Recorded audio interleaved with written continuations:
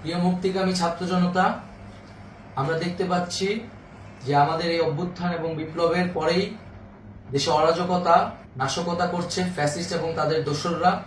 আমরা দেখতে পাচ্ছি যে বিভিন্ন জায়গায় এখন গোলাগুলি চলছে, মন্দিরে হামলা হচ্ছে এবং নাশকতা ও লুটপাট করছে। আমরা মনে করি আমাদের যে ছাত্র নাগরিকদের অভ্যুত্থান তাকে নস্যাৎ করার জন্যই পরিকল্পিতভাবে এই ধরনের ঘটনা হচ্ছে। আমরা মুক্তিকামী ছাত্র জনতাকে সজাগ এবং সতর্ক থাকতে আহ্বান জানাচ্ছি এবং আমাদের যে অন্তর্বর্তীকালীন সরকার, আমরা সেই সরকারের যে প্রস্তাবনা 24 ঘন্টার সময় নিয়েছিলাম, জরুরি পরিস্থিতি মোতাবেক আমরা এখনই তার একটি রূপরেখা ঘোষণা করছি। আমরা সিদ্ধান্ত নিয়েছি যে সর্বজন গ্রহণযোগ্য আন্তর্জাতিক খ্যাতিসম্পন্ন নোবেল পুরস্কার বিজয়ী ডক্টর মোহাম্মদ ইউনূসকে প্রধান উপদেষ্টা করে অন্তর্বর্তীকালীন সরকার গঠন করা হবে এবং ডক্টর মোহাম্মদ ইউনূসের সাথেও আমাদের কথা হয়েছে।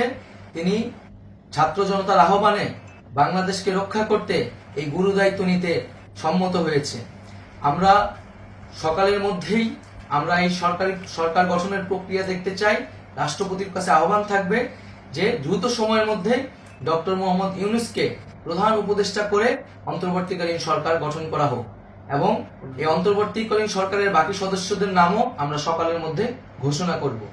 প্রিয় বন্ধুগণ, দেশে যে অরাজকতা চলছে, মানুষের জীবনের নিরাপত্তাহীনতা চলছে, সেজন্য আমরা রাষ্ট্রপতির কাছে আহ্বান জানাচ্ছি দেশে আইন শৃঙ্খলা পরিবেশ ফিরিয়ে আনার জন্য দ্রুত সময়ের মধ্যে কার্যকর ব্যবস্থা নিতে হবে এবং আইন শৃঙ্খলা বাহিনীকে সহযোগিতা করার জন্য মুক্তিকামী ছাত্র জনতাও রাজপথে থাকবে এবং অন্তর্বর্তীকালীন সরকার গঠন না হওয়া পর্যন্ত মুক্তিকামী ছাত্র জনতাকে রাজপথে থেকে তাদের যে অভ্যুত্থান, সেই অভ্যুত্থানকে রক্ষা করতে হবে।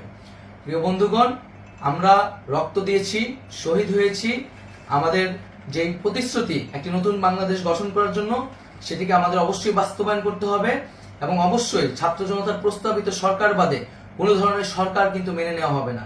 আমরা বলেছি কোনো ধরনের সেনাশাসিত সরকার অথবা সেনা সমর্থিত সরকার অথবা এই ফ্যাসিস্টদের দোসরদের কোনো বিটিম সরকার কিন্তু আমরা মেনে নিব না। কোনো গণবিরোধী সরকারকে মেনে নেওয়া হবে না।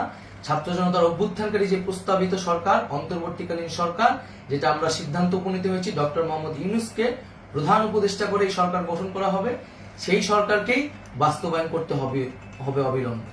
আগামীকাল সকাল থেকে সকলকে আহ্বান জানাচ্ছি রাজপথে থাকার জন্য এবং আমাদের যেই সাম্প্রদায়িক সম্প্রীতি এবং রাষ্ট্রীয় সম্পদ রক্ষা কমিটির ঘোষণা হয়েছে বৈষম্যবিরোধী ছাত্র আন্দোলনের নেতৃত্বে, সকল পাড়ায় পাড়ায় এলাকায় এলাকায় সেই কমিটি পাহারায় থাকবে। আমাদের সংখ্যালঘু কমিউনিটিকে আমাদের রক্ষা করতে হবে, রাষ্ট্রীয় সম্পদ এবং এই দেশকে রক্ষা করতে হবে আমাদের।